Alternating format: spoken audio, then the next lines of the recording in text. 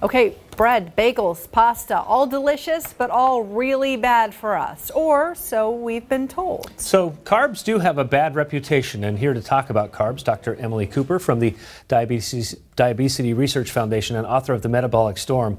It's always good to have you here. It's great to be here. This is a hot button topic because there is a perception that carbs are bad. It's true. Where does that come from? And you believe it's wrong, right? Well, yeah, we've been bombarded with messages warning us to not eat carbs, and carbs are blamed for everything from inflammation to weight gain to type 2 diabetes. And really, we need carbs. The reality is that they fuel our body. They help us think, they give us energy, and they actually prevent diseases. And researchers have actually found that people who eat whole grains have a reduced risk for strokes, heart attacks, and type 2 diabetes, as well as obesity. And that's not what we normally hear. We usually hear the opposite.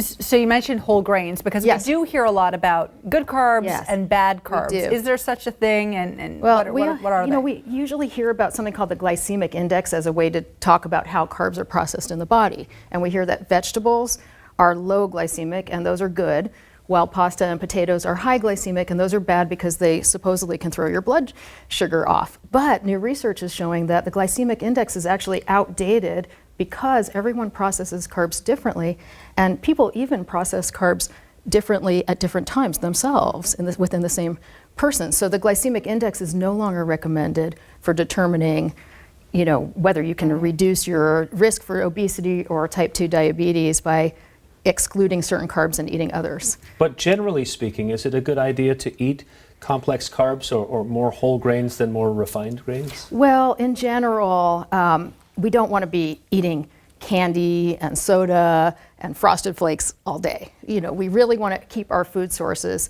as whole foods. But there's this trend now for gluten-free. It's very, very trendy. Yeah. And gluten really is found in carbohydrate sources. And there's 1% of the population that has celiac disease. So in that group, it's medically necessary to avoid gluten. But if you're not in that group, it can actually be unhealthy, because new studies have shown that those who ate the least amount of gluten actually showed the highest risk for type 2 diabetes. And those who ate the most gluten showed the lowest risk for type 2 diabetes. So what I'm saying is, don't fall for the hype that this carb is better than that carb. And we don't need to eat all whole grains, and in order to be healthy, we can actually have maybe 2/3 of our carbohydrates from those kinds of sources, and include some refined sources.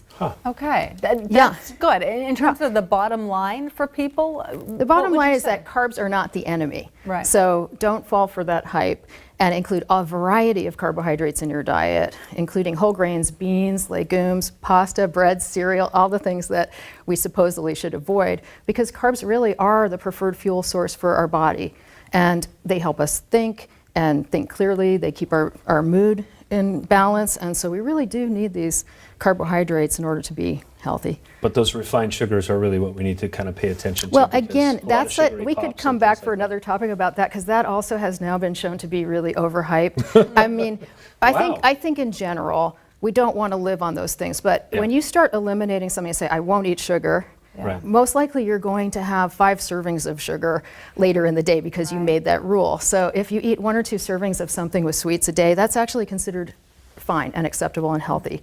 But most of your foods are going to come from whole sources where they're not processed as much. And the other thing that we think about with gluten-free is it's marketed as clean eating. Right. But the studies have shown people on people who don't have celiac disease that have eliminated gluten actually have higher levels of toxic metals in their body, including cadmium, lead, and arsenic, because the foods that they're eating are more processed, and they're also based on rice, which can contain a lot of those toxic ingredients. So carbohydrates are important.